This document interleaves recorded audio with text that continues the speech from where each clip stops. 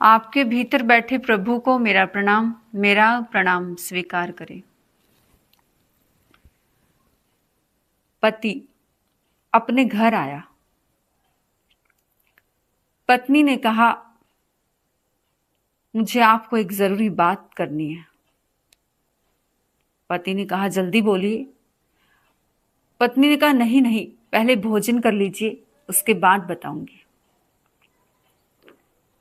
पत्नी ने खाना परोस करके दिया। पति ने जल्दी जल्दी भोजन किया कि क्या बात है, पूछनी थी बात। पति ने भोजन किया और बोला, बताओ तुम्हें क्या बात करनी है। पत्नी ने एक सवाल पूछा कि बताओ कि अगर किसी ने 20 साल पहले कोई चीज दी हो, अगर वो लेने आए 20 साल के बाद, क्या लौटा देनी चाहिए? पति ने कहा, हाँ बिल्कुल लौटा देनी चाहिए। और तुम लौटा क्यों नहीं रही हो? तुम्हारे मन में बेईमानी आ गई है, लालच आ गया है। पत्नी ने कहा, नहीं बिल्कुल भी नहीं। फिर आओ मेरे साथ। और अपने पति को कमरे में लेकर के गई। कमरे में एक वाइट चादर लगी हुई थी और वो वाइट चादर हटाई। देखा दोनों बच्चों की डेथ हो चुकी है। दोनों बच्चों की डेथ हो चुकी है। दोनों बच्चे इस दुनिया से चले गए हैं। पति को याद आया कि 20 साल पहले आए थे और जो लेकर के आए थे वही लेकर के चले गए। अगर शरीर के कारण भय लगता है तो शरीर तो जाएगा ही। अगर मृत्यु का भय लगता है तो किस चीज का भय है? शरीर तो अपना है ही नहीं।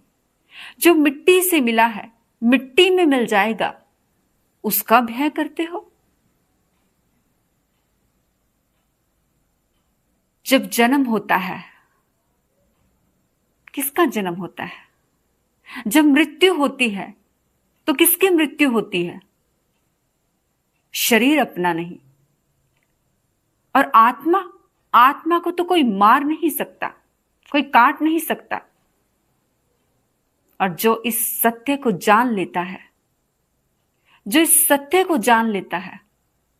उसके भीतर में न जन्म का कोई उत्सव होता, न मृत्यु का कोई भय।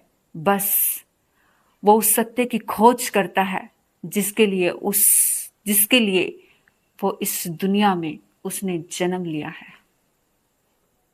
और उस व्यक्ति को कभी कोई दुखी नहीं कर सकता। इसलिए इस सत्य को जानो। ये अटल सत्य है, त्रिकाल सत्य है, शाश्वत सत्य है। जो इस सत्य को जान लेगा वो जीवन में आनंद को उपलब्ध हो जाएगा, उस समाधि को उपलब्ध हो जाएगा जिसके लिए उसका जन्म हुआ है। आपने सुना, धन्यवाद। आपके भीतर बैठे प्रभु को प्रणाम करती हूं। हे प्रभु, मेरा प्रणाम।